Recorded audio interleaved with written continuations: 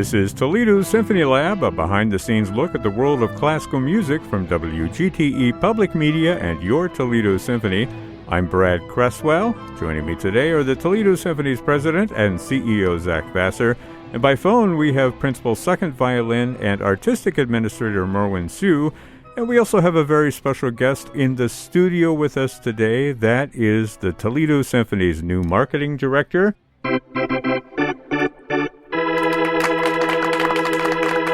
Vanessa Gardner. Welcome, Vanessa. Thank you. So glad to have you here in the flesh, yes, as it were. It's great to finally be here. Well, welcome to Toledo. Welcome to the Symphony, and welcome to Toledo Symphony Lab. Glad to have you here. Me too. I'm glad to be here. And Zach, you're here in the studio with us? I think so. Caffeinated, ready to go? Very caffeinated. Very good to know. And Merwin, you're on the phone, right?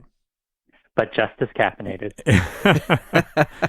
Well, not convincing. Yes. No, until he drops the phone, we will never really know. We're all disembodied voices, as it were, but Merwin especially so, being on the phone and on the radio. And that kind of fits in with what we have to talk about today, and that is the Halloween Spooktacular. The Halloween Spooktacular is a Toledo Symphony tradition. It's been going on for a long time. A little bit different this year. Now, this is happening on Sunday afternoon at 3 o'clock. The concert is. That'll be streaming live. It'll also be available after the fact, right, Zach? How does that work again? So you can watch on Sunday, and you can watch live, and then the process takes about a day. So probably by Monday or Tuesday, it will be up again as a rental product. Okay. So you can watch it all the way through Halloween. Excellent. Yeah, you could rent it on Halloween. Just have it on repeat as That's your... right. Yeah. I don't know, You are have we handing out 72 candy? hours. You know, if somebody's going to rent it, I'll drop off some candy. All right. Okay, That sounds you like a heard it good here deal. first. Added value right there. You heard it here. And to do that, you go to stream.artstoledo.com. Stream.artstoledo.com. No, that was too many dots. Say it again. Stream.artstoledo.com. Okay. Yeah. See? That's the value of a marketing director. If we relied on you, Mr. Cresswell. Yes. We'd be in down in the dumps already. So, Vanessa, tell us about this. Now, traditionally, there's been some, opportunity for kids to wear costumes. Yes. What's happening this year? Well, those who are attending in person are encouraged to wear costumes, absolutely. Will the orchestra be in costume, maybe? We will. We will totally be in costume. Oh, well, Every one of excellent. us will be wearing masks. Absolutely. So Goes without saying. So kids and grown-ups alike, feel free to don your favorite Halloween costume. If you're attending in person, if you're streaming, also feel free to wear your Halloween costume. We would never know. We would never know. That's right. But we would like to know. And instead of doing the traditional Halloween costume parade, we are taking it virtual. We're making a little contest out of it. The deadline is tomorrow to submit your photos online. So on Facebook or Instagram, upload your favorite photo of either yourself in a Halloween costume, your kids in a Halloween costume. We're going to take those photos and we're going to make a slideshow out of it. So as the orchestra is playing, those photos are going to stream across the big screens in the hall and on the live stream as well as the rental. Wow. Yeah, so we want you to post those photos on Instagram or Facebook and tag at Toledo Symphony and use the hashtag SpookTSO. And we will gather them all up. We'll create a slideshow. We'll pick our favorites. And our favorite photo will get a family 4-pack to a future concert. Wow. Excellent. So for our musician friends, that's actually sharp. Say it again, Merwin. Say it For our again. musician friends, it's not a hashtag, it's a sharp. A sharp. Yes. It's a pound sign. It's a pound sign. A pound sign. Yes. Sharp. Sharp Spook Toledo. So, what is it? Spook TSO. Yeah. Spook TSO. You guys are just making up hashtags. Yes. Now, the whole point of a hashtag is to start a trend. That's right. You get a hashtag and you get a get a hashtag. Okay. So, Vanessa, when we spoke with you last by the Yes. phone, it was all about getting to know you. We learned a lot about you. We learned some of your nicknames. We're not going to bring those up right now Thank you. because folks have to go back and listen to that Welcome Vanessa podcast if they want to hear all of your different Indeed. nicknames. But Doug. one of the things that we did ask you, was your spirit animal. You remember this? Yes. And what did you say? I said it was a dog. But not just any dog. It was a dog named Doug. A dog named Doug. It's that dog from the movie Up. Yeah. But you know how that dog is in mid-conversation, then all of a sudden, squirrel. Right. And that's how I am with dogs. So I I might need be to- mid-conversation, and I see a cute dog, and all coherent thought is out the window, and I'm looking at dogs. Wow. Yeah. I need to get that squirrel on my sound effects board. Squirrel. Yeah. Maybe we can cut that out of the podcast and add it to our list. Okay. I'm getting a sound on the soundboard. I'm rolling my second show. It's amazing. Yes! Maybe Yeah. someday they'll actually give you headphones. Yeah. Hasn't happened yet. No. We're still in the honeymoon Yeah. period here. We'll get over it real fast. So the reason I ask about your spirit animal and bring that up again is because I want to kind of rebrand this for Halloween Yes. and do the spirit Halloween creature. Like if you could be a specific Halloween creature, who would you be? Let me pull up a little bit of spooky music. Okay. Merwin, let's start with you because you're on the phone and you're on the phone, so you go first. So Lucky he you. can Google the answer? Like, what? Yeah, exactly. Well, this is to Brad stop him Cresswell, from master Googling. of segues. Yes. That's me. I love it. So I'm actually going to piggyback a little bit from what Vanessa said, because actually my Halloween favorite animal would probably be the three-headed dog from Harry Potter. Fluffy. Fluffy, yes, Fluffy.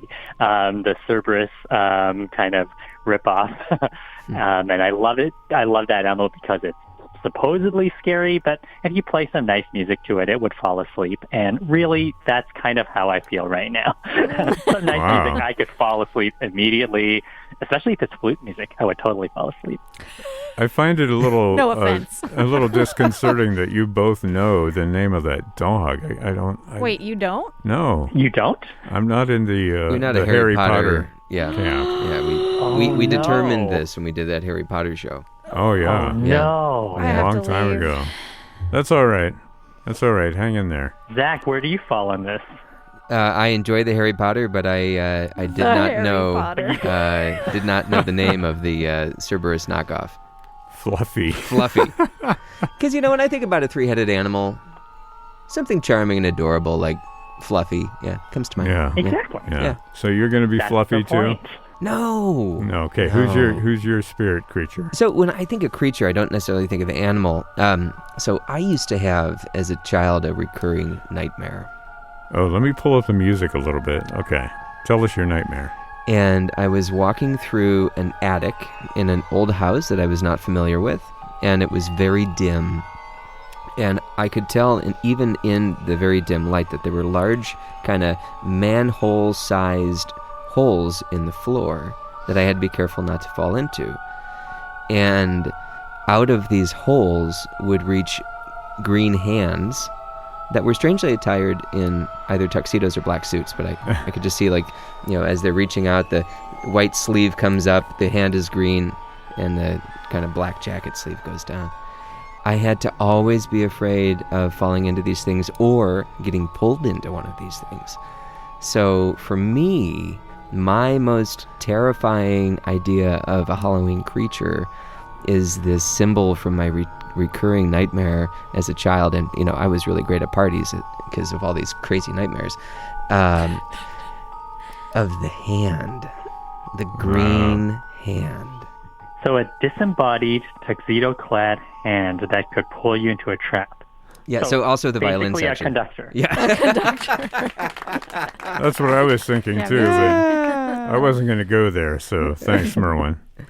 That's spooky. Yeah. That's scary. Yeah, it's funny because I remember telling my mom, I was probably 6 or 7 years old, and I remember saying, I had the same dream. I've had this dream a lot. And she said, tell me about the dream. And as I'm telling her, her face is just falling in seriousness. What's wrong with Nice. my kid? Vanessa, Yeah. I got to pull the music back up for you. So you that's can tell perfect. us your. That's yeah. perfect Dracula music. Is Oh, that you're your- Dracula. Is that yours? Yeah, Dracula / bats. Mm. And I think bats are very fascinating. I wouldn't want one in my house if I had to choose, but seeing them out in nature, out and about and fluttering at dusk, I think they're very fascinating. Yeah. And I got to see the bats in the Whitsunday Islands in Australia, and they were massive. So I think... How big are we talking? Like wingspan of probably 3 or 4 feet. Wow. Yeah. Yeah. Wow. How big is the body then? Is it like the size of a squirrel? No, it's more like the size of a small dog. Wow. Really? Yeah, they're Named huge. Fluffy.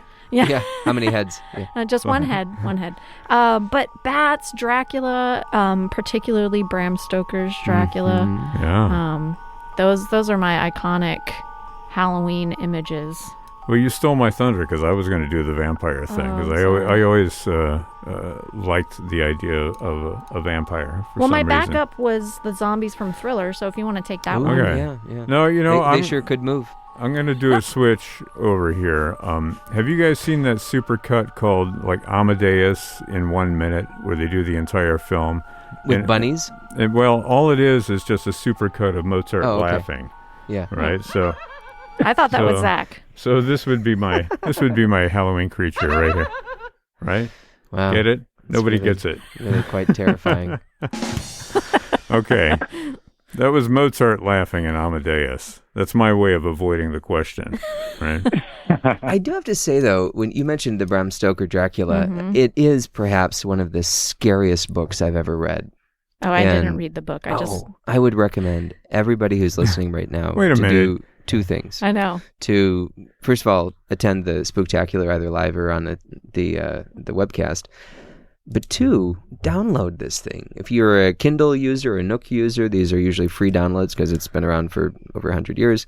But just go get it. It's such a fascinating book. The way it's told is very inventive. It's one of Yeah. these, great examples of the Victorian fiction. And there were points where I would just kind of sit, in bed at night thinking, I can't stop reading, but also I can't go to sleep. It was just Yeah. so well done. Yeah. Yeah. So Vanessa, when you were saying, Dracula, Bram Stoker's Dracula in particular, you were thinking of like what the movie, The Gary Oldman version. the Francis Ford Coppola Yeah. movie. I've actually never seen it. Is it good? What? Oh. Now I know what our Halloween plans are. Excellent. Yeah, there you go. Yeah. Oh, it's a classic. It's Interesting. A classic. It makes Gary Oldman so creepy. He was pretty creepy in Beethoven's Mortal Beloved. I mean, I Yeah. have to say. Yeah, was maybe Beethoven was a vampire. He was right? also Can we in start Harry that Potter. rumor? So much. Okay, we've gone down the rabbit Yep. hole for sure. But the rabbit had really pointy teeth. Let's see if we can claw our way back out of the hole. Like Claw those and green crawl. hands. Yeah, green hands We're, coming out. we're Yes. doing. We're Zach and I are Yeah. literally clawing the air because we're such nerds. Okay. Yeah. Let's talk about Psycho. Okay. Why are you looking at me when you say that? Trying to get back on track here. Okay. No, I know that's some of the music that we'll be performing at the Spooktacular. I hope I'm not revealing any secrets here. No, but tell us what folks can expect. Oh, that's probably a Merwin question, really. Yeah, but I mean, as far as music goes. Well, I love the music from Psycho because it, if you take that Nosferatu idea, you take the music out, it's still a pretty impressive movie, but that music was so creepy. The sort Yeah. of sense of like movement in time and escape from the city with a bag full of money in your trunk and wondering who's watching. It's just, Not that I've such ever a- done anything like that. Right? No, I recommend it just Yes. once. I mean, Yes, the authorities will catch up unless you flush it down the toilet. it's Wait a second. Bernard Herrmann's music. Yeah, we should yeah. mention. Have you ever seen the film Reanimator? It's based on H.P. Lovecraft, but the music on it is a complete ripoff of the Psycho score. Interesting. Right? Anyway, but if you listen to them next to each other, we can't do that on the podcast because of copyright, but if you listen to them next to each other, you can hear the similarities. So, kids, that's your homework for this week. Go listen to Reanimator All right. and Psycho at the same time. But you think about that shower scene and those shrieking violins. You think about a moment that if you even have never seen the movie and you hear that, it takes you to that clip. Yep. You know exactly where you are. You can hear the sound of running water. Yeah. It's not really blood. I think it was chocolate syrup going down the drain. Just an outstanding moment in musical history. Right. And part of the magic of music, of course, is that it's going to bring those images back and different images for different people depending on their personal experience, just like a concert like this. Yeah. I mean, all those images are there, but it's also just fun. It's fun. It's a family show. Yeah. It's an opportunity for everybody to celebrate Halloween in this really strange time when a lot of folks are, wearing masks every single day, but we're not encouraged to go out and interact with each other physically. So it's a different time for folks, a different way of celebrating this family holiday. And what TSO is doing is certainly along those lines. You were going to say something, Marwan? Sure. Just to be clear for all parents, that we are not actually going to be airing clips from the movie Psycho during the concert. It's totally safe to bring kids, and we're definitely referring to like Halloween memories from really a variety of eras, from so pretty much whatever the age of your inner child will have something that kind of tugs at that nostalgia. Tell us a little bit, or give us a little bit of a preview, Merwin, of some of the other stuff that's on the concert. Well, I think that's really kind of the approach that we're trying to take, is where, if whatever age you are, you kind of have that kind of musical memory that, tugs at your heartstrings for Halloween. And we're going to try to, span all of those memories. It's a lighthearted show, so I think probably Psycho is the scariest we'll get with that, but we're doing music from Pirates of the Caribbean and Ghostbusters. We've got this really cool little fugue that's all strings, called the Pumpkin Eater's Little Fugue. That's really, really fun to play. There's some cute little trick-or-treat songs that we're doing as well. And then for those of you who are Alfred Hitchcock fans and loved that kind of March of the Marionettes soundtrack that kind of, accompanied his silhouette, that's going to be what the costume parade will be, kind of walking across to. So nice. All sorts of really fun music. Do you have this music?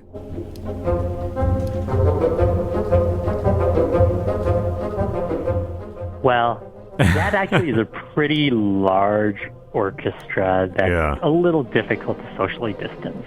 So unfortunately, we don't. I figured as much, which is why I brought it onto the podcast today. But we did perform that about a year and a half ago, and the entire performance is available to watch for free on Tapas Streaming. Oh, hey, there you go. See? I did a nice segue after all.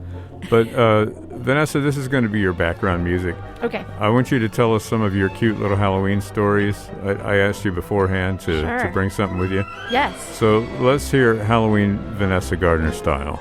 So my parents and their best friends did an epic Wizard of Oz themed Halloween, what have you, as adults. My dad was the Cowardly Lion. I think his best friend was a scarecrow. Someone was Dorothy and someone was a witch. I don't remember who was who. And so I have this picture somewhere. It is just one of my most favorite pictures. And so when I was in high school, some friends and I recreated that photo. And it was super fun. I was the scarecrow.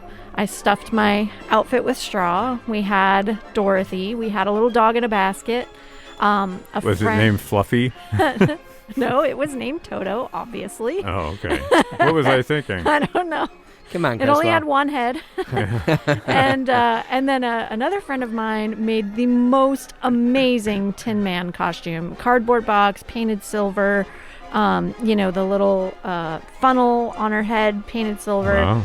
And that was my most ambitious Halloween. But it was so much fun to just...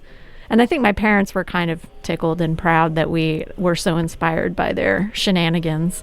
Outstanding. But most recently, I just love to get together with friends who have kids and make a big pot of chili and just ogle at all the cuteness. And these movie themes that Merwin mentioned, a lot of those movies have inspired so many Halloween costumes. How many kids dress up as Ghostbusters or Marvel or DC characters or Pirates of the Caribbean? Mm-hmm. Or Mozart. Or Mozart. Right? I'm going to dress up as Mozart now.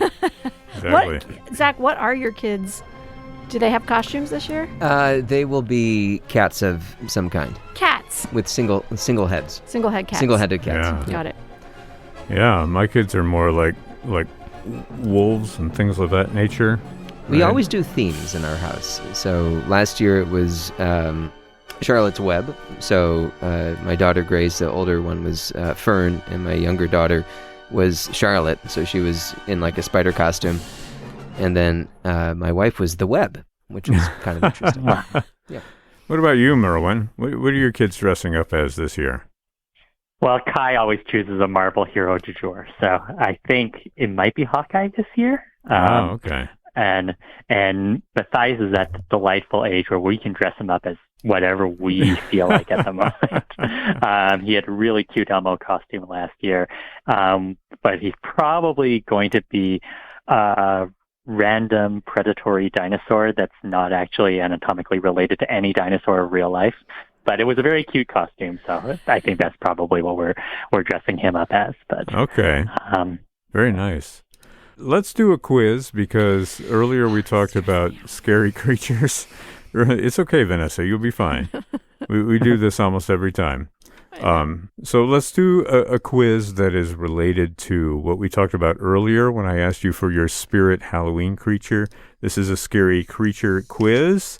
And the way it works is I describe something and you tell me what it is. So the answer will be like, a ghost or whatever. Some of them may be a little more specific than others. I've got 3 different clues if you don't get it.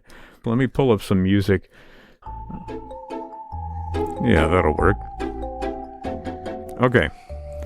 So first question is this.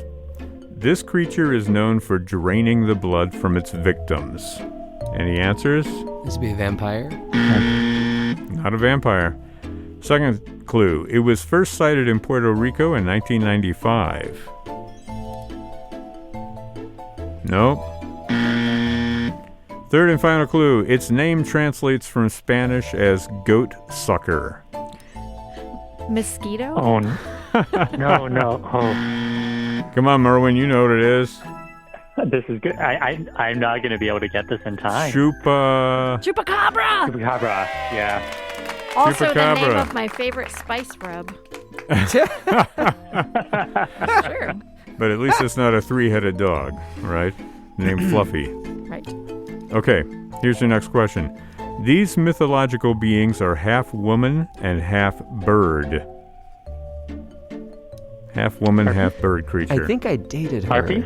No? Merwin got it right off the bat. Nice. The harpies. Yeah. Do you know what the harpies did? They spirited people They dated away. Zach.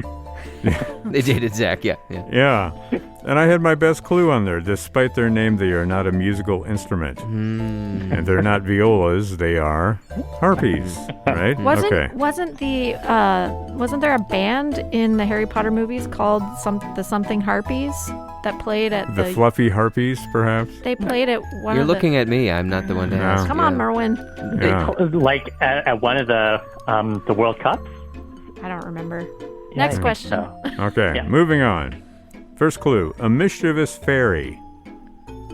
Sprite. Say that again? Oh, Sprite? Nope, sorry. I was thirsty. No, I was just commanding a valet to bring me a Sprite. That's all. Okay. Sometimes they are depicted as a shoemaker. A shoemaker. People are always after their lucky charms. This is a leprechaun. Wow, so you each have one so far. Okay, 3-way tie.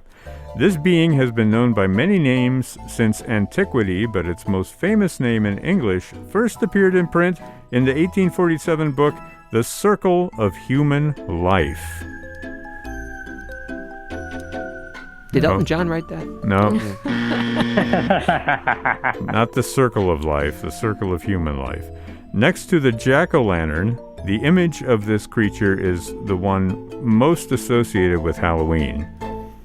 I mean, that's kind of a judgment call, but it's very popular. Ghost? Close, but no cigar. Okay, it's usually depicted holding a scythe. Grim Reaper. Oh, the Grim Reaper? Ah.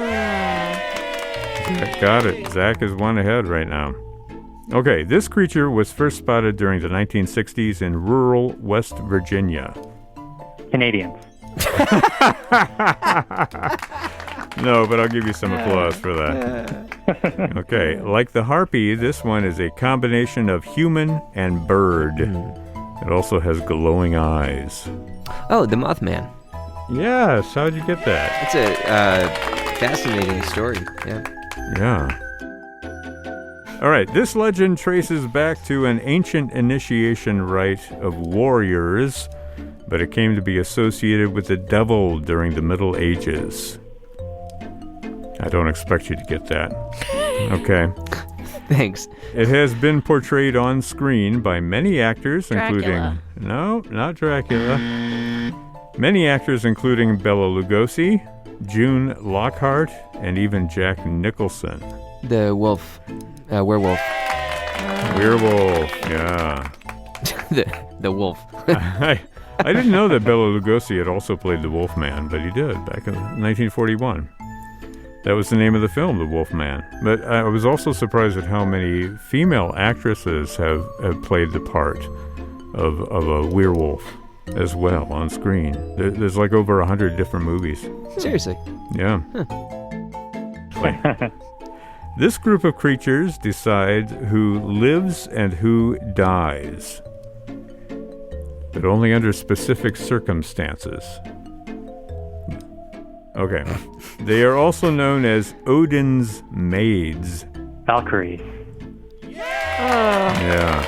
I am failing miserably. The last clue was that Wagner took them for a ride, but we know what it is. The Valkyries. Okay. So we can say who the winner is. It is... Not me. I think it was Zach. I think it was Merwin. Zach did a lot. I think it was Merwin. Yeah, Merwin But I got wasn't it. keeping track, so No, I'm not quite sure. I'm sure that we have somebody at home who's been taking score. But I do feel that, once again, I've been bested by Merwin. That's okay. But I did do some research during my failure, and it is called the either the Holyhead Harpies or the Holyhead Harpies. Yeah, it's an all-female Quidditch team that plays in the British and Irish Quidditch League, in case anybody's interested. Wow. And it's based in the town of Holyhead, which is located in the northwest of Wales. Yeah. Good to know. It was founded in 1203, according to somebody's history, making them the second oldest Quidditch team in the league. According to Quidditch Through the Ages. You're becoming a Harry Potter authority as we speak. I can Google on the fly. Yeah. See, this is an educational podcast as well. Well, we're going to finish up fairly soon, but Vanessa, again, welcome to the show. How's it been your first experience in studio with us this so far? Is so much better than being on the phone, for sure. Yeah? Sorry, Merwin. Merwin has the opposite conclusion. I don't know, maybe it's so Merwin much better being on the disagrees. phone than being in the studio.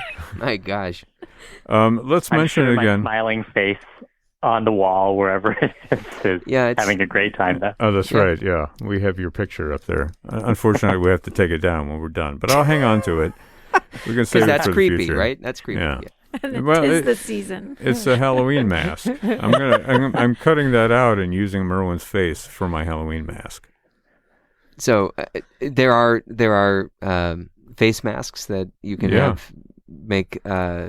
Well, we talked about this before. I think, with Michael, yeah. Where we print out everybody's face on the face mask. You know those masks where you have the bottom half of your face, and then we all switch, right? So we have each other's faces.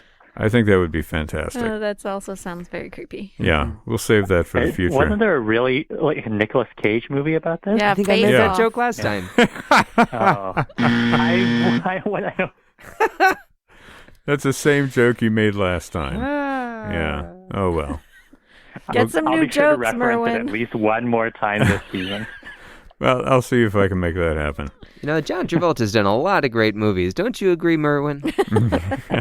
What's your favorite John Travolta movie? Especially maybe a Travolta The Cage. Wolfman, isn't it a Wolfman? He's got to be something a Wolfman. Excellent. Do we have time for me to ask everyone a quick question? Go for it. Do you need some music? Yeah, Hang on. I need some Halloween candy music. Oh, Halloween candy music. Okay, let me see. Here we go. Yeah. I want to know what everybody's most favorite and least favorite Halloween candy is. Well, my most favorite is peanut butter cups, by far. Definitely. Classic. Least favorite would be Jolly Ranchers. For some reason, I just, ugh. Okay. What do you say, Zach? Good call on the peanut butter cups. I was always really excited when you'd see the kind of orange wrapper as you're walking up, thinking, "Oh, they got peanut butter cups." The thing that will always make me happy though is candy corn. Love candy corn. Yeah, it's straight sugar, but I'll eat it by the handful only this time of year. But then I'm with you on my least favorite, any type of hard candy in a wrapper. Yeah. It's just like, oh, come on. Yeah. Okay, Merwin, what do you say? Are you still there? I love Sour Patch Kids. I'm a big fan of those. I also like Snickers. Full-size Snickers bars were kind of the gold. The full-size ones, the big ones, or the little ones? Not the little tiny ones. That's hitting the jackpot right that there. Would be. Yeah, those that was the gold standard. Best house on the block. And for me, I think it would have to be. I wasn't a big fan of Swedish Fish, and I really wasn't a big fan of candy corn. Sorry. We never mentioned Swedish Fish, but that's you like okay. Sour Patch Kids, but not Swedish Fish? Yeah. Swedish Fish is Sour good. is really important. I always felt like eating Swedish Fish was like eating those clown lips. It was that waxy. Oh, no. That's why I like Yeah. them. Ooh. So, do you guys know those little peanut butter toffees that have a little chunk of peanut butter in the middle, and they're in the orange and black wrappers, and you only get them at Halloween? I love those. Evidently so, because that was such a specific description. I know. There's no mistaking what you were talking about. I don't know what they're called, but Toffee topped peanut butter. yeah, whatever. Peanut butter Something stuffed like toffee. There.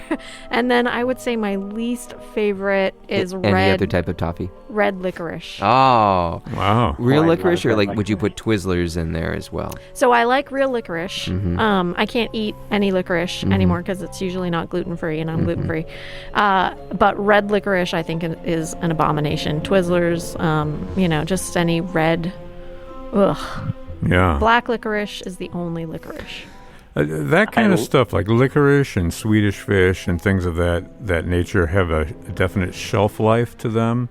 Yeah, right? like a couple centuries. There's no, but seriously, with Swedish Fish, if it's too dry or if it gets They too do get hard, don't they? Yeah, if they get really hard, then they're not good. They're only good when pre-hard, right? Okay, this is a PG-13 podcast here. Let's keep it clean. There's not. Nope. Can I tell you, when my daughter was younger, I mean, she's still quite young, but when she was a little bit younger, she was given Swedish Fish.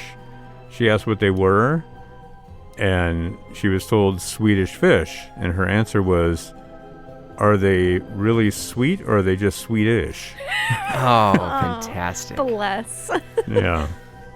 Anyway, that's a great topic for I should have done a candy quiz. We'll have to save that for next year.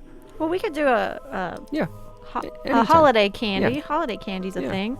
Yeah. Okay. Well, maybe when Christmas rolls Just around, do we'll another do it. show just all about candy. I Candy. mean, it's something that everybody enjoys. Yeah. Okay. Let me pull that off. Before we go, let's just make sure that folks know everything they need to know about the concert that's happening this Sunday. The live streaming event is happening Sunday at 3 o'clock, the Halloween Spooktacular, and it will be available after the fact. A few days afterward, it'll be available for watching on demand. More information at stream.artstoledo.com. And Vanessa, do you want to give us the rundown again quickly on the costume contest? Absolutely. So we're having a virtual costume contest this year. We won't be parading across the stage. Instead, we're asking all of you out there to upload your favorite photos of yourself or your kids in your favorite Halloween costumes. Tag at Toledo Symphony on Facebook, Instagram, or Twitter, and use the hashtag SpookTSO, and we will be compiling all of these uploads and using them in our live stream, and we'll have a virtual parade live on Sunday afternoon. I just wanted to say that this is going to be conducted by Stephen Jarvie, who conducted our Spooktacular last year, also our Star Wars extravaganza at the Huntington Center. he's a fun and dynamic conductor. I'm just really excited to have him back on a podium. Yeah, wonderful.